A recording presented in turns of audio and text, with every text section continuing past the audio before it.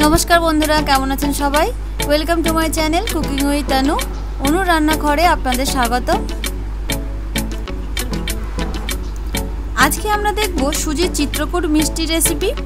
এটি আমি একদম মিষ্টি দোকানের মতোই তৈরি করার চেষ্টা করেছি। তার আগে এই চ্যানেলে যদি আপনি নতুন হয়ে থাকেন চ্যানেলটিকে সাবস্ক্রাইব করবেন আর পাশে থাকা বেল আইকনটি প্রেস করতে ভুলবেন না, যাতে আপনি যে কোনো নতুন ভিডিও নোটিফিকেশন সবার আগে পেতে পারেন। এই চিত্রকূট মিষ্টি তৈরি করার জন্য আমি একটি কড়া নেব। কড়াইতে 1 চামচ মতো ঘি অ্যাড করব। ঘিটা মেল্ট হয়ে এলে এখানে দিয়ে দেব 1 বাটি সুজি।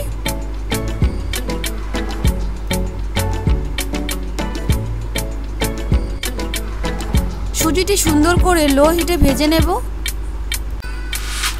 ভাজা হয়ে এলে অল্প একটু জল অ্যাড করব আর সাথে দেব হাফ বাটি মতো গুঁড়ো দুধ।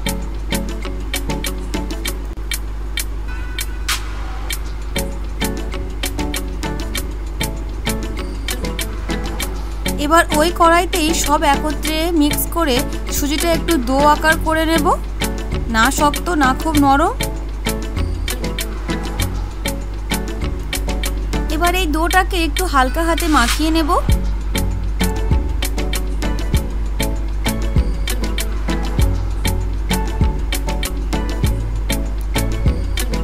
এবার ডোটাকে মিষ্টির আকারে শেপ দেওয়ার জন্য একটি প্লেট নিয়ে নেব। তার ওপর বেলুনির সাহায্যে ডোটাকে প্লেটের ওপর একটু বেলে নেব।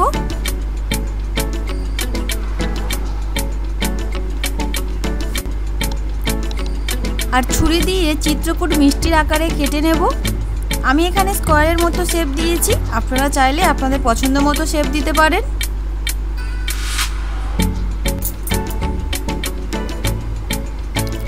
চলুন এগুলো ভেজে নেওয়া যাক। যার জন্য আমি একটা ফ্রাইং প্যান নিলাম, তাতে পরিমাণ মতো তেল দেব। তেল উষ্ণ গরম হয়ে গেলে চিত্রকূটগুলো একদম লো হিটে গোল্ডেন ব্রাউন কালার করে ভেজে নেব।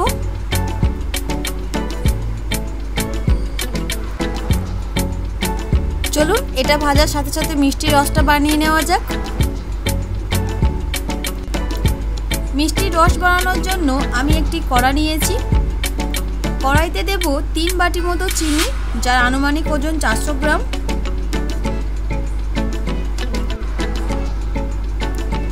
এই 3 বাটি চিনির জন্য আমি এখানে দিয়ে দেব 1.5 বাটি জল, অর্থাৎ যতটা চিনি ঠিক তার অর্ধেক জল ব্যবহার করব এই রসটি তৈরি করার জন্য।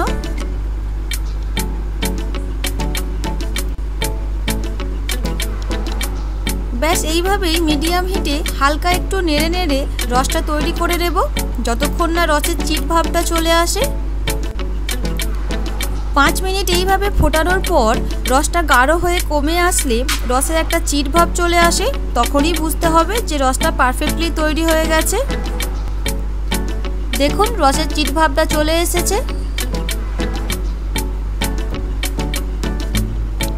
দেখুন এগুলো ভাজা হয়ে এসেছে। এবার এগুলোকে আমি ভালো করে তেল ঝরিয়ে মিষ্টির ফুটন্ত রসে ডুবিয়ে দেব। এটিকে প্রায় 30 মিনিটের মতো এভাবে ডুবিয়ে রাখবো ফর গেটিং বেস্ট টেস্ট।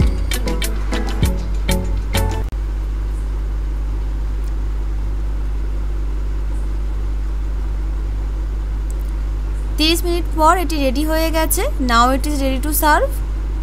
এটি আপনারা এইভাবে একবার বাড়িতে ট্রাই করতেই পারেন। এটি খেতে হয়েছিল খুবই সুন্দর। ভিডিওটি আপনাদের কেমন লাগলো কমেন্টে অবশ্যই জানাবেন। ভিডিওটি যদি ভালো লেগে থাকে ভিডিওটিকে লাইক আর চ্যানেলটিকে সাবস্ক্রাইব করতে অবশ্যই ভুলবেন না। দেখা হচ্ছে আপনাদের সাথে পরের ভিডিওয় নতুন কোনো রেসিপি নিয়ে। ধন্যবাদ।